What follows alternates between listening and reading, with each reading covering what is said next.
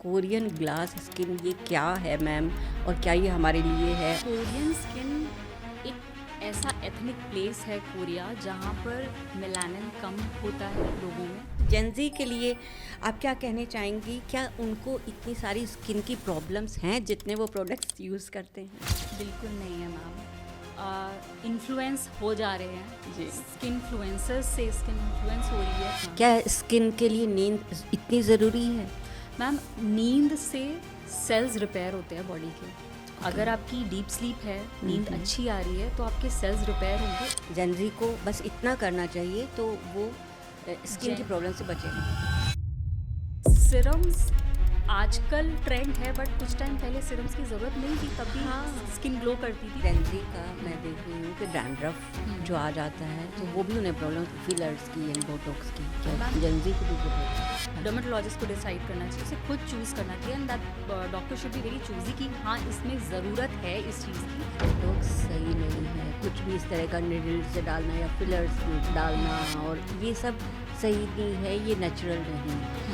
Mask face बन जाता है, वो एक्स्ट्रा बोटॉक्स करने पे बनता है। मलाजमा जनरली आ जाता है कुछ लोगों Yes, को, तो ये क्या है और इससे कैसे बचा जा सकता है, क्यों आता है? दोस्तों नमस्ते, मैं पारुल।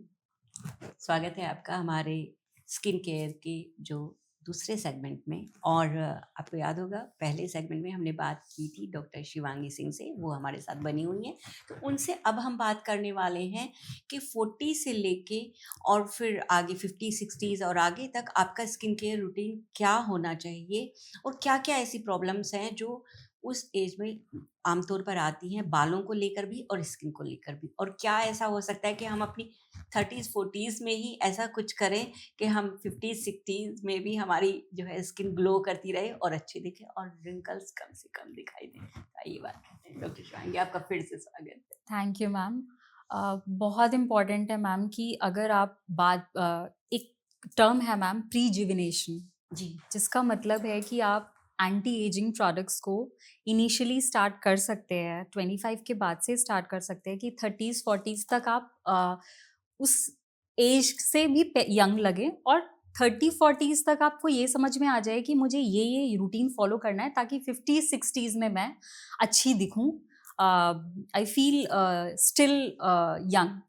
तो सबसे इम्पॉर्टेंट है कि कोलैजेंस, आजकल जो कोलैजेंस इनटेक हम करवाते हैं पेशेंट्स को, तो हम बोलते हैं पेशेंट को कि you can start the collagen at the age of like late 20s, 29 30 की एज में आप कोलैजन लेना शुरू कर दो। 3 months तक you can take daily, and then you give it a gap, then again after 3 months 1 or 2 month again, मतलब collagen को आप जितना लेते रहेंगे, आपका स्किन कोलैजन जो है, इलास्टिन कोलैजन फाइबर्स हैं, वो यंग बने रहेंगे, तो you will look younger than your age. इसके अलावा, कोलैजेंस के अलावा, now there are, again I tell my patient to have antioxidants frequently. आप एंटीऑक्सीडेंट्स ज़रूर लें, साल में 2-3 मंथ्स तो डेफिनेटली एंटीऑक्सीडेंट्स लें। अच्छा। Then omega 3 fatty acids body में बहुत रिपेयर बहुत अच्छा करते हैं, यू लुक यंगर।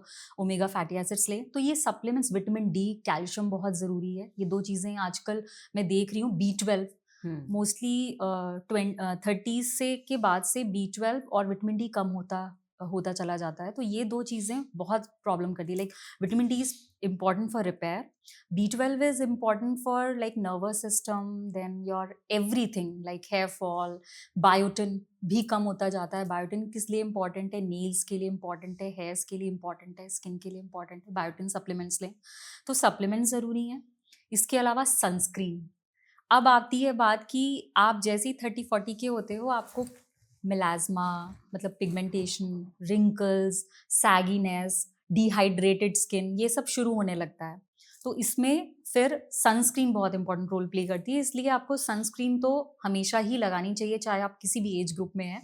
वो सनस्क्रीन का टाइप मैंने बता दिया ऑलरेडी कि इस एज में आप ये सनस्क्रीन यूज़ करो। तो सनस्क्रीन एंटी एजिंग काम भी करती है। देन आते हैं एक्टिव इंग्रेडिएंट्स जो कि 30-40 में शुरू कर देने चाहिए। सनस्क्रीन घर के अंदर भी लगानी चाहिए? Yes ma'am, it's very important. ये मिथ है कि घर के अंदर सनस्क्रीन नहीं लगानी चाहिए और काफ़ी पेशेंट्स ऐसे बोलते हैं कि मैम घर पे क्यों लगाना। यूवीए लाइट, यूवीए जो है वो इंडोर्स भी आती है, कार के अंदर भी होती है। ये जो लाइट्स हैं इनसे भी आपको ब्लू लाइट और यूवीए लाइट मिल रही है। क्लाउडी वेदर है तो भी यूवीए लाइट मिल रही है, कोल्ड वेदर है तो भी यूवीए लाइट आपको मिल रही है।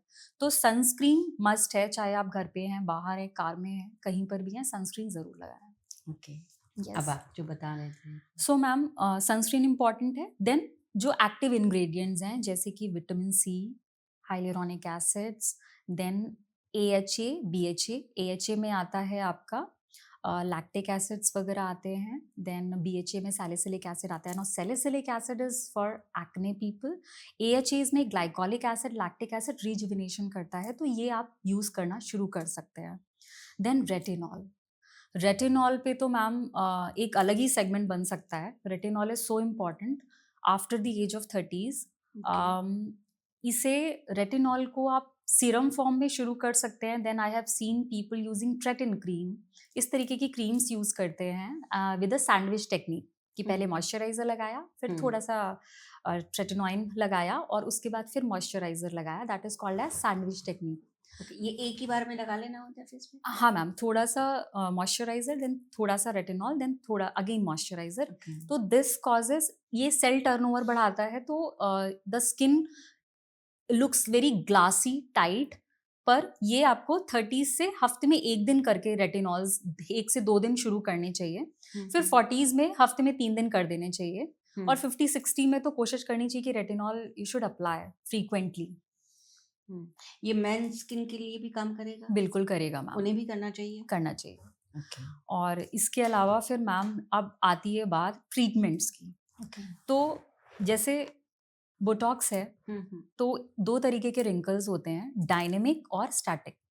जो डायनेमिक रिंकल्स हैं वो तब बनते हैं जब हम फ्रोन करते हैं या इस तरीके से। स्टैटिक रिंकल्स बनना शुरू होते हैं लेट 30s में, कि आप बैठे हुए हो, आपके फोरहेड लाइंस दिख रही हैं, फ्राउन लाइंस दिख रही हैं, क्रो फीट दिख रहे हैं, बनी लाइंस दिख रही हैं। तो ऐसे में फिर आप बेबी बोटॉक्स शुरू करा दो, मतलब ताकि वो परमानेंट रिंकल्स ना पड़े।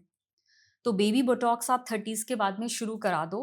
फ्रीक्वेंटली मत करो, don't make it an addiction, but definitely ये आपका रूटीन बन जाना चाहिए बेबी बोटॉक्स। देन आप साथ में कोलैजन रीबूस्टिंग कर सकते हैं आफ्टर 30s। तो उसके लिए आप ओरल कोलैजन तो आप ले ही रहे हो, साथ में आप माइक्रो नीडलिंग या फिर MNRF या फिर फ्रैक्शनल CO2 लेजर, ये सब कर सकते हैं। फेस पे PRP भी कर सकते हैं। तो मैं यहाँ पे एक मेरा सवाल है। हाँ मैम, यस मैम। क्योंकि आपने 2 ट्रीटमेंट बताए, कोलेजन के लिए भी एंड बोटॉक्स के लिए भी, कि वो लाइंस जहाँ बननी स्टार्ट हुई हैं उनको वो रास्ता ही ना दो। एक हल्की बनी है तो फिर बाद में वही गहरी हो जाएगी, है ना? तो उसे वही रोक दो, है ना? यस मैम, यही मिनी बोटॉक्स हो गया। लेकिन बहुत सारे लोगों को ये लगता है कि बोटॉक्स सही नहीं है, कुछ भी इस तरह का निडल से डालना या फिलर्स डालना, और ये सब सही नहीं है, ये नेचुरल नहीं है, और इनके कुछ साइड इफेक्ट्स हैं, या इनसे बिल्कुल अलग हो जाता है, या इवन कहते हैं कि उस स्माइल बिल्कुल अलग तरह की हो जाती है, और ये है। तो ये मैं जानना चाहूँगी आपसे मैम। वो एक जो मास्क फेस बन जाता है वो एक्स्ट्रा बोटॉक्स करने पे बनता है। अगर आप बेबी बोटॉक्स कराते हो तो you have a very good skin, मतलब जब रिंकल बिल्कुल नहीं रहेगा और बहुत ज़्यादा प्रोडक्ट, आपको बहुत ज़्यादा बोटॉक्स नहीं डलवाना है, इट शुड बी मिनिमल। तो वो एक इन्हांस करता है लुक्स को, एकदम शाइन करती है skin, because I have seen it in my clinic. Baby Botox कराने पे यू फील वेरी गुड। तो हाँ, अगेन दिस डिपेंड्स कि ये एक्सपर्टीज सिर्फ आपके डर्मेटोलॉजिस्ट के पास होती है। तो जैसे फिलर्स है, कितना फिलर करना है ये उन्हीं को डिसाइड करने दीजिए। अब आपको चाहिए कि मुझे इस एक्ट्रेस के जैसे दिखना है या ऐसा दिखना है, तो वो आपके फेस के ऊपर डिपेंड करता है ना, कि आपका फेस राउंड है कैसा है, तो वो डिसाइड करने दीजिए डर्मैट को। लेकिन फिलर्स ये है कि लिप फिलर्स कराने में you see a lot of wrinkles in the lips, तो लिप फिलर कराते हैं, अगर थोड़ा सा भी लिप फिलर कराते हैं तो बहुत अच्छे लिप्स दिखने लगते हैं, ऐसा भी होता है। फिलर्स अच्छी क्वालिटी के यूज़ करिए, अपने डर्मैट से बात करिए, बहुत टाइप के फिलर्स आते हैं, आप बेस्ट चूज़ करिए, कम करवाइए, लेकिन अगर ज़रूरत है तो कराना चाहिए। और ये मिनिमली इन्वेजिव प्रोसीजर्स हैं, ये कोई सर्जरीज नहीं है, they are minimal invasive procedures. ज़रा सी नीडल का यूज़ है और वो भी सिर्फ एक इंसुलिन सिरिंज, दैट्स इट। और इसके अलावा फिर फ्रैक्शनल CO2 हो गया, MNRF हो गया, this keep your skin tight. HIFU non invasive में हाइफू एक मशीन होती है जिससे कि आपका नेक लाइंस नहीं पड़ता है, द कॉन्टूरिंग जो आपका स्किन है वो सैग नहीं करता है। So there are other procedures also which are non-invasive and they are good. Now comes facials. Ji, Medi facials, medical facials. आप पार्लर ट्रीटमेंट्स प्लीज ना लें, क्योंकि दो चीजें जो उसमें पार्लर ट्रीटमेंट्स में मैंने देखी हैं, पार्लर फेशियल्स में, एक तो ब्लीच का यूज होना या डीटैन का यूज होना, और दूसरा जो वो करते हैं स्टीम देना। ये तीनों चीजें हार्मफुल हैं, फॉर लॉन्ग टर्म तो डेफिनेटली हार्मफुल है। अच्छा, ब्लीच आपको, अगर आप चीक्स वाले एरिया पे ब्लीच करा रहे हो और आपका SPF इतना स्ट्रांग नहीं है, आप बन तो गोरे रहे हो पर आप उसको प्रोटेक्ट नहीं कर पा रहे हो, तो आगे चल के फ्रेकल्स आएंगे, मेलास्मा बनेगा। तो पार्लर फेशियल्स में आप ये स्टेप्स जो कि इंक्लूडेड होते हैं, तो मैं ये मना करती हूँ, मैं बोलती हूँ कि मेडी फेशियल्स कराओ आप, जिसमें हाइड्रा फेशियल है, ऑक्सीजनो फेशियल है ना, then there is different kind of carbon facial है, वैम्पायर फेशियल है। तो ये facials, vampire, yes ma'am, so vampire facial ma'am एक सेलिब्रिटी की वजह से इतना पॉपुलर हो गया, एक सेलिब्रिटी थी फॉरेन की, उनकी वजह से वैम्पायर फेशियल काफ़ी फेमस हुआ। तो थोड़ा इसमें क्या होता है, हम पेशेंट का ब्लड लेते हैं, PRP, this is a PRP facial, जिसमें हम माइक्रो नीडलिंग करते हुए PRP डालते हैं। तो but again it is a good facial, हाँ, it is a good facial. तो फेशियल्स भी हैं जो आप 30s 40s से शुरू करा सकते हो, 1 महीने 2 महीने में you can get these done. अच्छा, yes ma'am. So this is कि मतलब हाँ, 30s 40s में आपको ट्रीटमेंट की जरूरत पड़ती है। हाँ, यस। एक और प्रॉब्लम यहाँ पे आती है खासकर लेडीज को, क्योंकि यही एज होती है जब वो माँ बनती है, मेलास्मा जनरली आ जाता है कुछ लोगों Yes, को, ma'am. तो ये क्या है और इससे कैसे बचा जा सकता है, क्यों आता है? मैम, मेलास्मा का जो मोटा मोटा मैं रीज़न बताऊंगी, हीट, हॉर्मोन्स, और एक जो स्किन केयर रूटीन है वो सही नहीं है, जो आप प्रोडक्ट्स यूज़ कर रहे हो फेस में अगर वो गलत हैं। तो आजकल मैम एक क्रीम आती है, बड़ी सस्ती सी होती है, उसको बोलते हैं फेयरनेस क्रीम, जो कि आपका स्टाफ भी यूज़ कर रहा होगा, आपको पता नहीं चलेगा, और उसमें स्टेरॉइड होता है। अच्छा, तो ये ट्रिपल कॉम्बिनेशन क्रीम्स हैं जो मार्केट में बिक रही होती हैं फेयरनेस क्रीम के नाम से। ये क्रीम्स मैम इनिशियली तो आपको एकदम कोरियन स्किन जैसा कर देंगी, लेकिन इसके साइड इफेक्ट्स जो हैं बहुत ही बुरे हैं। तो इन क्रीम से बचना है, मेलास्मा का ये कारण होता है, मेलास्मा से बचने के लिए लोग जैसे हल्का सा मेलास्मा आ गया यही क्रीम यूज करते हैं और फिर वो मेलास्मा और ज्यादा बढ़ जाता है। और दूसरा ये कि हीट, हमने सनस्क्रीन नहीं लगाई, हम गए बाहर निकल गए, मेलास्मा आ सकता है। पोस्ट प्रेगनेंसी हार्मोनल डिसबैलेंसेस होते हैं, हार्मोनल चेंजेस होते हैं, जिसकी वजह से मेलास्मा आ सकता है। तो मेलास्मा को प्रिवेंट करने के लिए हमें सनस्क्रीन मस्ट है। ओके, और इसका ट्रीटमेंट? मैम, मेलास्मा का एज सच फ्रैंकली स्पीकिंग कोई मैजिकल ट्रीटमेंट नहीं है, उसमें बहुत ही कंसिस्टेंसी, हाँ मतलब कंसिस्टेंसी चाहिए। इनिशियल फेज में अगर मेलास्मा है तो वो ठीक हो गया है, ठीक कर सकते हैं हम, मैंने भी देखा इनिशियल फेज के मेलास्मा को मैंने ठीक किया है। लेकिन हाँ, अगर वो टफ डीप डर्मल मेलास्मा है तो फिर उसमें बहुत कुछ करना पड़ता है, टॉपिकल से लगाकर क्यू स्विच लेजर और बहुत सारी चीज़ें हैं। Then there are very costly peels also, कुछ पील्स हैं जो काफ़ी कॉस्टली होती हैं, they also help in melasma. But again ये कहना कि मेलास्मा ठीक हो जाएगा, कोई नहीं बता सकता कि मेलास्मा को ठीक करना इतना आसान नहीं है। लेकिन मैनेज हो सकता है, मैनेज हो सकता है। Yes ma'am. ओके, आपने अभी जो बातें की हैं और उसमें जो ट्रीटमेंट्स की बात की है, मैं उस पे फिर से आना चाहती हूँ। आप कितना देखती हैं अपने पेशेंट्स के लिए कि क्या इसके सच में कोई साइड इफ़ेक्ट नहीं होते हैं? Ma'am side effect skin type पे डिपेंड करता है कि अगर स्किन सेंसिटिव है, हुँ, हुँ। ड्राई है, हुँ, हुँ। कॉम्बिनेशन स्किन है, एक्ने प्रोन है, रोज़ेशिया है स्किन में, तो किस तरीके का ट्रीटमेंट करना है? अगर ट्रीटमेंट डर्मेटोलॉजिस्ट बता रहे हैं तो डेफ़िनिटली वो हेल्प करता है। पर अगर साइड इफ़ेक्ट हुआ भी है तो आप अपने डर्मेट के कॉन्टैक्ट में रहो, वो उसे ठीक कर ले जाएँगे।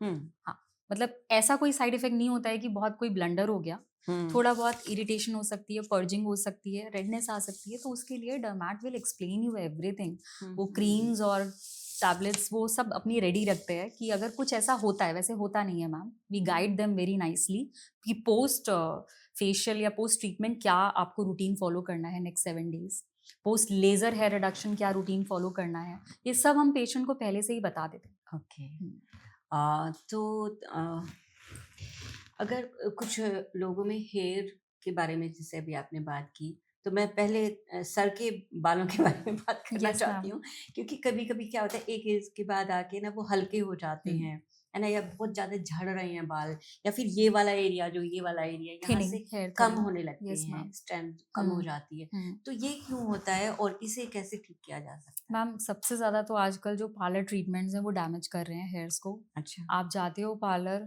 मुझे लगता है कि आपको डेफ़िनिटली वो सजेस्ट करते हैं केराटिन कराओ, बोटॉक्स हाँ, वो कराओ। तो जाते मैम बाल बहुत रूखे हो रहे यस, हैं, यस, बहुत दिन हो गए, क्या यस, आपने ट्रीटमेंट नहीं यस। की? तो उसमें हमें उस वक़्त तो जब वो ट्रीटमेंट कर देते थे बहुत अच्छा लगता है कि कुछ रिज़ल्ट आ गया, हम बार-बार आएँगे, यही कराएँगे शायद असर हो जाए। हुँ, पर मैम अंदर से प्रॉब्लम है। हुँ, अंदर से ये प्रॉब्लम है कि आपने स्टोर नहीं किया हुआ है बायोटिन को, कोलेजन को, हुँ, केराटिन को, हुँ, और साथ में यहाँ प्रॉब्लम और एक्यूआई भी एक फैक्टर है। हुँ, फिज़िकल फैक्टर्स भी हैं कि हुँ, हुँ, अगर आपका हार्ड वाटर है तो प्रॉब्लम आती है ड्राइनेस की, ब्रिटलनेस की। हुँ, फिर एक्यूआई की वजह से एकदम सडन देयर आर चेंजेस कि सडन हेयर फॉल शुरू हो सकता है। देन फिर जैसे-जैसे एज आती है, बहुत सारी बॉडी में प्रॉब्लम शुरू हो जाती हैं। थायराइड का प्रॉब्लम होता है, डायबिटीज़ का प्रॉब्लम होता है, हाइपरटेंशन, ये सारे भी एक फैक्टर्स हैं कि जो हेयर शेडिंग को इंक्रीज़ कर देते हैं। हेयर अच्छा। साइकिल में जो हेयर शेडिंग फेज़ होती है, that is um, telogen phase. हुँ, तो उससे फिर जब बाल झड़ता है, तो हमें ये नहीं पता होता अब हमें रिपेयर कैसे करना है। हुँ, हुँ, अगर आप उसे रिपेयर कर ले जाओ, 3 टू 6 मंथ हुँ, आप बायोटिन ले लो, हुँ, सीरम्स लगा लो अच्छे। हुँ, हुँ, अगेन सीरम्स जो हुँ, डॉक्टर बताते हैं वही सीरम्स यूज़ करें आप। खुद मार्केट से लेके वो एडवर्टाइज़मेंट चल रहा है उससे हम ले लें, नहीं, ये नहीं करें। हुँ, हुँ, हुँ, और इसके अलावा जो शैम्पू कंडीशनर हैं वो पैराबेन फ्री, सल्फेट फ्री हुँ, आप यूज़ करो। हुँ, हुँ, देन अगर डैंड्रफ है, anti dandruff shampoo, mild anti dandruff shampoo use करो। हुँ, और अब हेयर थिनिंग जो हो रही है, इसके लिए हम collagen and biotin supplements for long term देते हैं, ज़िंक वगैरह, सेलेनियम वगैरह। प्लस हम पेशेंट को बोलते हैं कि अब अगर बालों को हम बहुत ज़्यादा पतले अगर हेयर लॉस हो रहा है तो हेयर लॉस सप्लीमेंट से या उससे इम्प्रूव हो जाता है। जी। बट अगर लॉस हेयर फॉल प्रिवेंट हो सकता है, हेयर लॉस और हेयर थिनिंग के लिए फिर अलग से ट्रीटमेंट्स हैं मैम।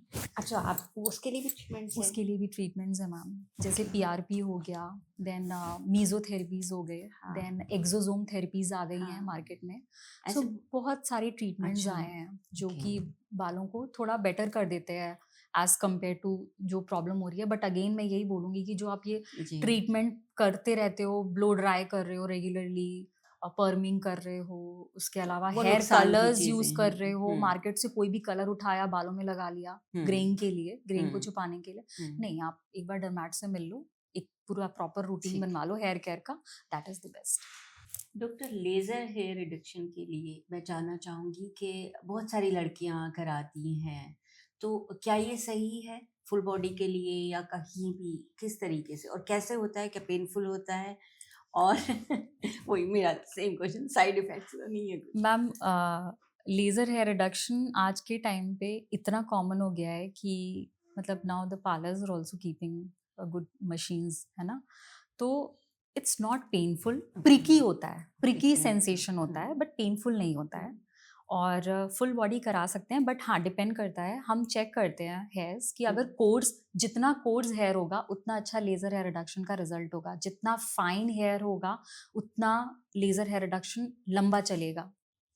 तो हैंड्स हो गए, लेग्स हो गए, अंडर आर्म्स हो गए, बिकिनी एरिया हो गया, तो यहाँ पर लेज़र हेयर रिडक्शन अच्छा काम करता है। जी चिन एरिया, हिर्सुटिज्म हो गया, उसमें भी लेज़र हेयर रिडक्शन अच्छा काम करता है। अच्छी मशीन से करवाइए, 6 to 8 सेशंस लगते हैं, एंड देन टचअप्स की ज़रूरत डिपेंड करता है बाद में, रिजल्ट्स के बाद में, कि अगर टचअप की ज़रूरत है तो साल में 2 से 3 टचअप्स भी ले करा सकते हैं। सकते यस मैम। हैं। फेस के लिए भी इतना ही लगता है, मान लो किसी को अपने अपर लिप एंड चिन के Yes. लिए या आईब्रोज के लिए Yes, कराना yes. है तो कितनी सेटिंग चाहिए होती है? अपर लिप एंड चिन जो है मैम वो हॉर्मोन्स पे डिपेंड करता है, तो उसमें फिर 6 to 8 सेशंस तक जाते हैं, और उसके बाद टचअप्स की ज़रूरत पड़ती है, पड़ती है। क्योंकि ये अच्छा, हार्मोनल है। टचअप कितने टाइम में? 3 मंथ्स के गैप पे आप टचअप ले सकते हो। तो आपने एक बार रिमूवल करा लिया और उसके हम्म। बाद हर 3 महीने बाद आपको जाना पड़ेगा, ऐसा नहीं होता कि बस गए खत्म? बहुत फाइन हो जाते हैं मैम, अच्छा ना के बराबर हो जाते हैं। अच्छा हाँ, अच्छा। सो बेसिकली यही है, it's not removal, it is reduction. Reduction. Yes, okay, laser hair reduction, reduction it है, इज समझ नेवर। जाना चाहिए ये सुन के, ऐसे पूछना नहीं चाहिए गंवारों। यहाँ पे आपसे एक और बात जानना चाहूँगी। आप खुद एक मॉम हैं और जब लड़कियाँ मॉम बनती हैं तो उसके बाद सबसे ज़्यादा उनको अपने लुक्स के बारे में बहुत केयर का हो जाता है और बहुत परेशान भी रहती हैं। तो आपके जैसे स्किन एक मॉम बनने के बाद पानी हो किसी को तो क्या उनको करना चाहिए? मैम, मिनिमम प्रोडक्ट्स यूज करें, और डाइट पे, एक्सरसाइज पे ज़रूर ध्यान दें, बिकॉज आई हैव सीन कि I too suffered from weight gain, and I too had a lot of problems, issues, hair fall and everything. But panic नहीं करना चाहिए, सबसे important, you should never panic and you should never take a wrong decision, है ना। हर चीज़ को step by step करना है। Skin के लिए मिनिमल स्किन केयर रूटीन जो आपको सूट कर रहा है, जैसे मुझे भी बहुत सारी प्रोडक्ट सूट नहीं करते हैं। अच्छा, मुझे सनस्क्रीन सूट करती है, तो वो भी एक ही ब्रांड सनस्क्रीन का सूट करता है। रेटिनॉल मैं यूज़ करती हूँ हफ्ते में 2 दिन, तो वो मैं जो रेटिनॉल मुझे सूट करता है मैं उसमें चेंज नहीं लाती हूँ, because again I have very sensitive skin, तो पर्जिंग होनी शुरू हो जाती है। बाहर का खाना खा लेती हूँ तो एक्ने आना शुरू हो जाता है।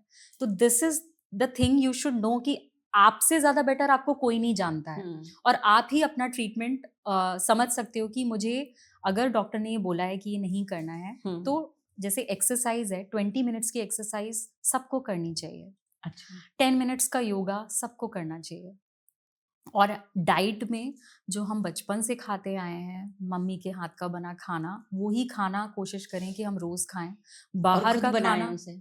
हाँ, आप खुद बनाए उसे, मम्मी से ना बनवाएं। मम्मी से नहीं बनवाए बिल्कुल, लेकिन जो मम्मी ने जो बताया है कि ये खाना है, वो ही आप अपनी डाइट में रखें, क्योंकि आई नो कि आज की एज में सब बाहर चले जाते हैं, हॉस्टल लाइफ है, खाना बहुत मुश्किल होता है कि माँ के हाथ के जैसा खाना मिले। पर कोशिश करें कि अगर आप बाहर हैं तो स्प्राउट्स, फ्रूट्स और जो बेसिक हेल्थ के लिए जो ज़रूरी है वो अपना बाहर भी आप अपना रेडी रखें, जैसे कि sprouts and again I said vegetables and fruits लेते रहें। और साथ में योगा, मेडिटेशन, ये बताया मैंने, खाना मैंने बता दिया, प्लस ओकेजनली अब जैसे किसी को भी बोल दो कि डेयरी प्रोडक्ट्स बंद कर दो, तो सबसे पहले क्वेश्चन आता है, मैम कैल्शियम और प्रोटीन कहाँ से मिलेगा डेयरी प्रोडक्ट्स बंद कर देंगे तो दही नहीं, योगर्ट, कर्ड आप मत बंद करो, उसमें बहुत कैल्शियम प्रोटीन है।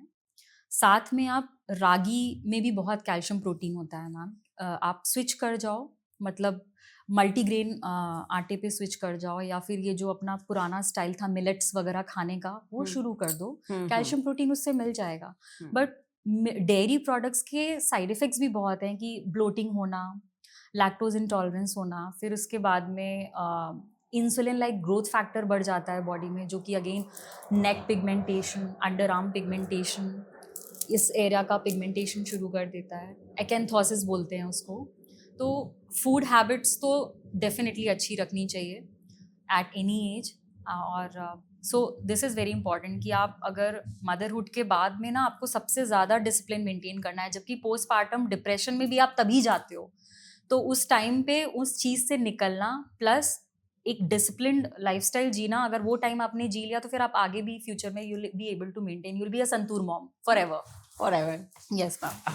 हम तो संतूर सास बनने की सोच रहे हैं। मैम आप बनोगे। Thank you.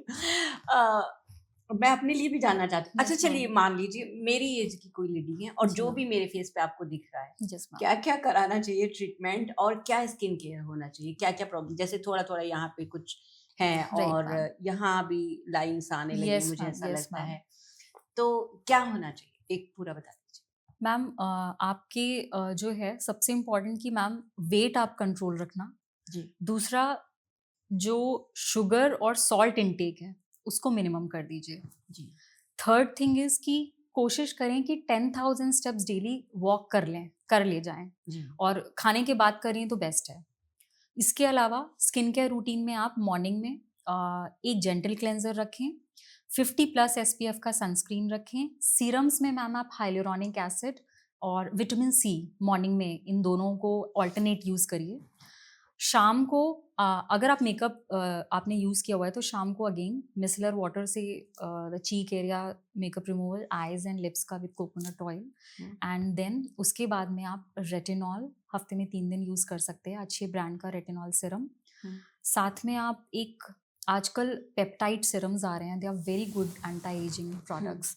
Then there are certain neuro, मतलब these are called as basically cosmetics, neuro cosmetics बोलते हैं उनको। वो आप रात में लगा सकते हैं हफ्ते में 1 से 2 दिन।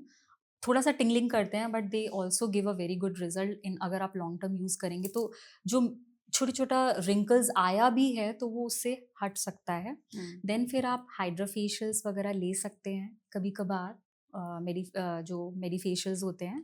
एंड कभी कभी आप कोलेजन बूस्टिंग के लिए कुछ अलग से अपना PRPs या फिर हाइफू वगैरह करा सकते हैं। Okay, collagen boosting. तो हाँ बोटॉक्स वगैरह आप नहीं होंगे? मैम, जो अगेन जो मैंने बताया neuro cosmetics, they can help you, I think so, कि looking at your face, but थोड़ा सा आईज के around there is a little bit of more wrinkles present, तो उसके लिए आप थोड़ा सा बेबी बोटॉक्स करा सकते हो।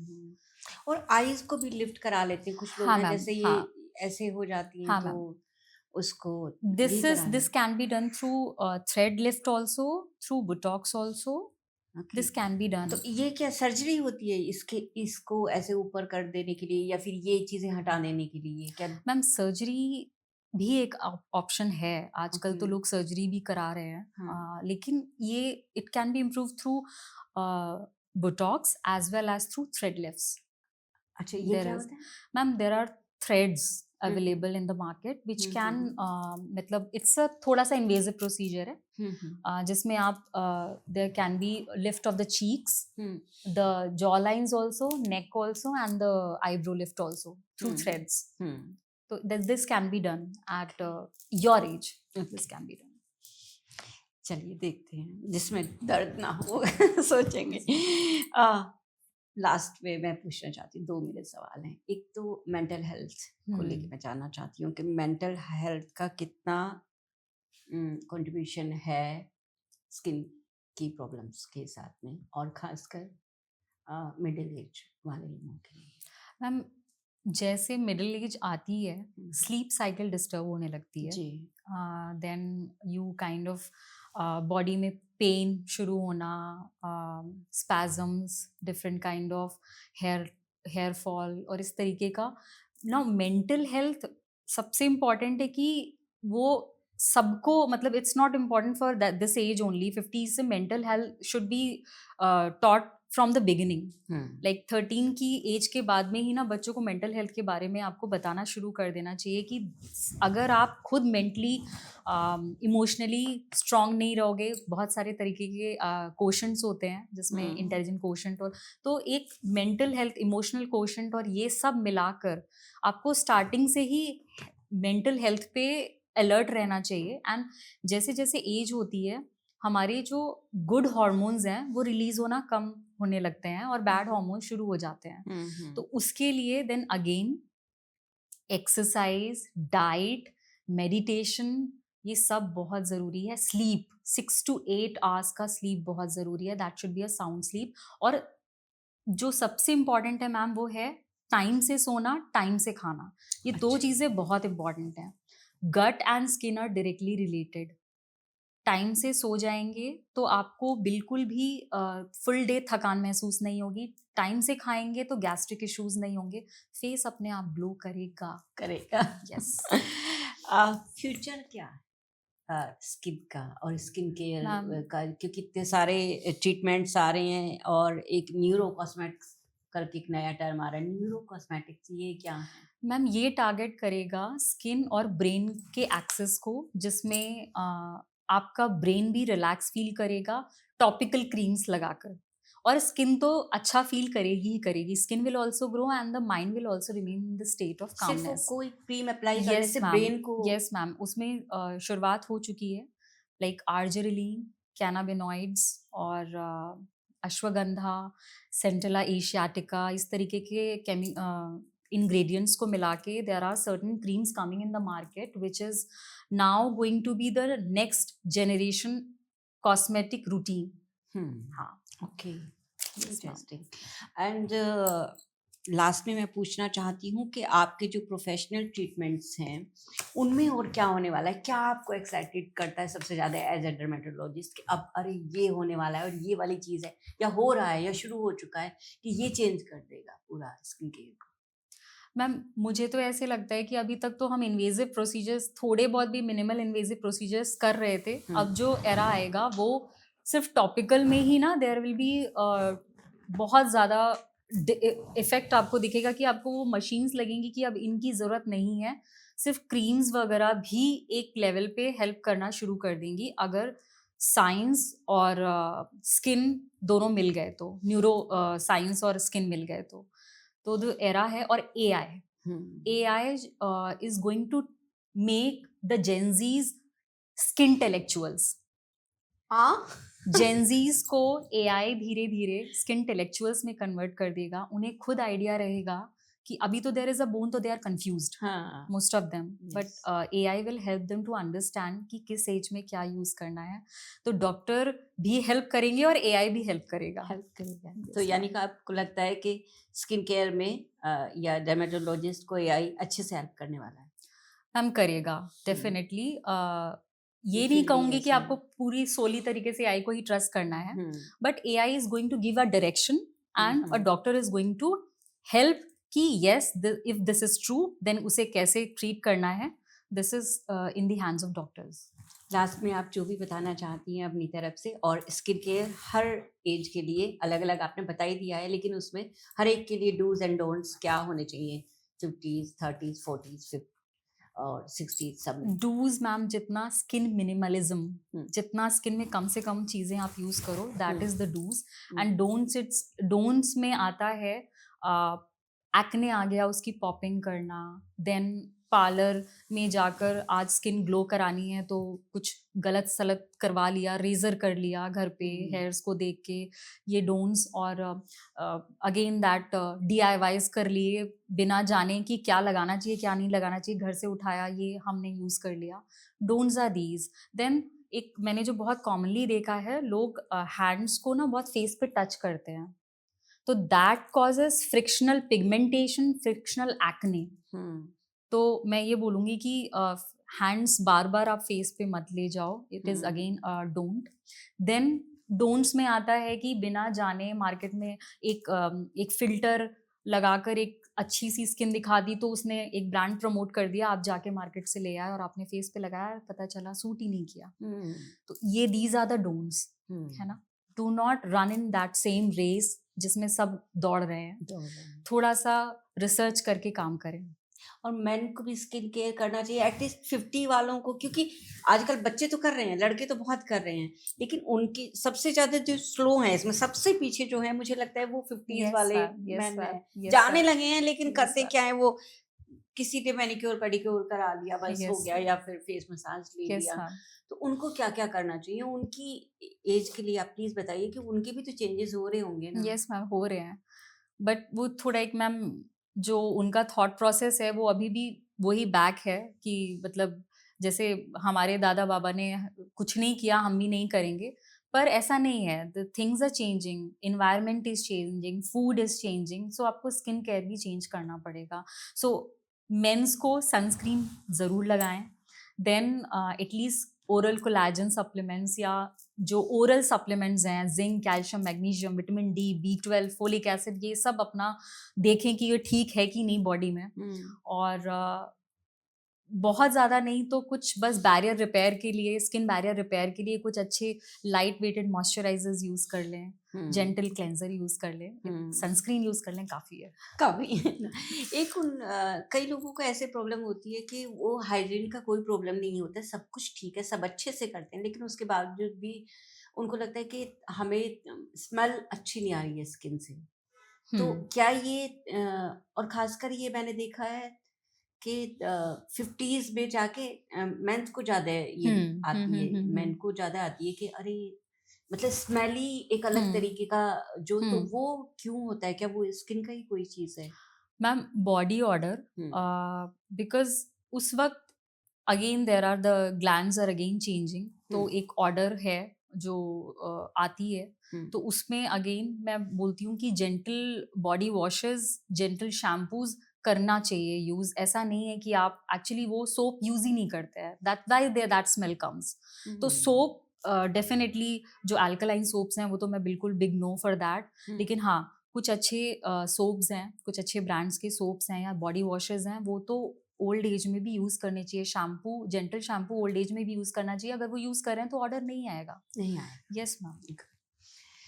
तो बहुत-बहुत थैंक यू डॉक्टर शिवांगी, बहुत थैंक यू मज़ा मैम, आया मुझे आपके साथ बात कर। मुझे लगता है सबसे ज़्यादा तो मतलब मेरी अपनी ये हो गई है कि मुझे लगता था ट्रीटमेंट तो कोई भी नहीं कराना चाहिए, क्यों ही कराना है, ठीक है जिसकी ज़रूरत है, जिसका प्रोफ़ेशन है। लेकिन अब मुझे लगता है कि मैं थोड़ा-थोड़ा मैं थोड़ा-थोड़ा, स्टार्ट करने वाली हूँ। थोड़ा-थोड़ा, यस मैम, अच्छा डेफिनिटली। लगेगा। Yes ma'am. ठीक, बहुत-बहुत शुक्रिया थैंक आपका, यू मैम, थैंक यू आपने सो मच। आए और इतनी सारी जानकारी हमें दी। मुझे भी थैंक बहुत यू। अच्छा लगा मैम, अच्छा लगा थैंक यू। आपको? Yes ma'am, thank you. Thank you. तो दोस्तों हमारे चैनल को सब्सक्राइब कर दीजिए, लाइक कर दीजिए एंड शेयर कर दीजिए। मैंने पिछली बार से सीख लिया है ये रोहित जी से, तो मैं आपसे कहती हूँ कि प्लीज़ ऐसा करें। अगर आपको अच्छे लगते हैं हमारे वीडियोस तो आप प्लीज़ शेयर करें अपने दोस्तों के साथ, और आप हमें दोबारा से फिर देखना चाहते हैं तो सब्सक्राइब करिएगा हमारे चैनल को। शुक्रिया।